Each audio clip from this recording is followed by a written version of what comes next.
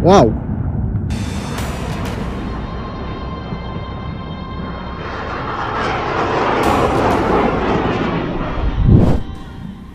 Langit di perbatasan Israel dan Lebanon bak medan tempur saat sistem pertahanan canggih Israel Iron Dome menangkis rudal-rudal dari Hizbullah.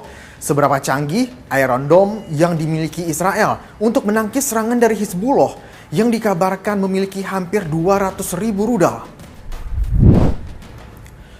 Israel dan Hizbullah saling berbalas serangan. Ratusan hingga ribuan roket ditembakkan dari kedua belah pihak. Tapi, kenapa rudal yang ditembakkan Hizbullah jarang yang mengenai wilayah Israel? Justru sebaliknya, wilayah Lebanon yang porak-poranda terkena rudal dari Israel. Jawabannya, Israel punya sistem pertahanan canggih, Iron Dome. Berikut beberapa fakta yang kami rangkum soal Iron Dome. Iron Dome mampu menangkal 95% serangan rudal musuh, bisa bekerja dengan kondisi cuaca apapun. Alat ini memiliki presisi yang tajam yang berbasis radar, melindungi kawasan padat penduduk yang terus dikembangkan Israel. Tapi, sistem pertahanan ini punya biaya operasional yang sangat mahal.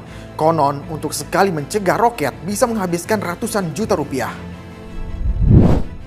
Iron Dome ini kan sistem pertahanan rudal yang dirancang untuk melindungi wilayah dari serangan rudal jarak pendek, roket, proyektil, dan ini ya proyektil udara yang lain. Sistem ini dikembangkan oleh perusahaan Israel, Rafael Advanced Defense System gitu ya, digunakan untuk melindungi penduduk sipil dan infrastruktur dari serangan yang datang dari jarak jauh. Nah, Israel mulai mengembangkan Iron Dome ini pada tahun 2007. Kemudian sistem ini secara resmi dioperasikan sejak tahun 2011 sebagai sistem pertahanan udara yang dianggap paling inovatif dan efektif di dunia. Gitu ya.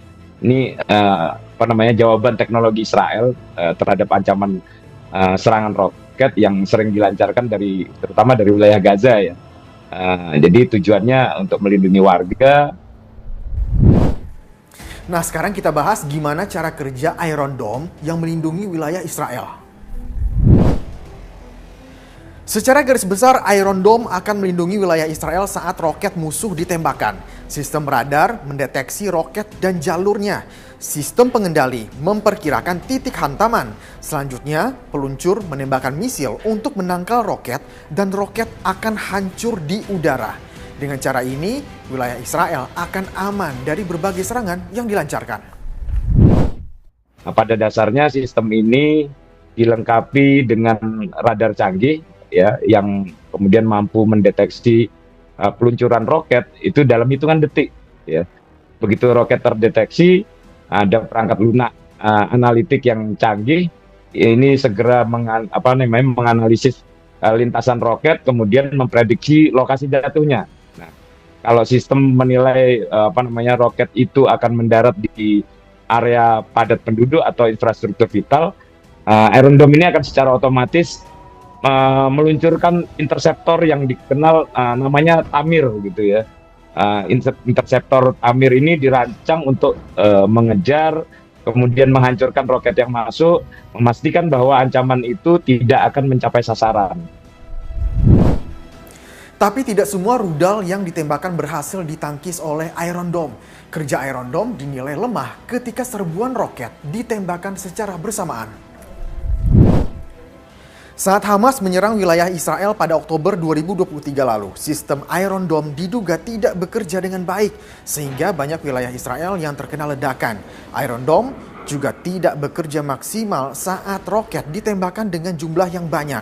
Israel disebut makin khawatir saat Hizbullah diduga punya hampir 200.000 rudal yang bisa membuat Iron Dome kewalahan. Iron Dome tidak hanya dimiliki oleh Israel, tapi beberapa negara juga punya sistem pertahanan canggih seperti ini.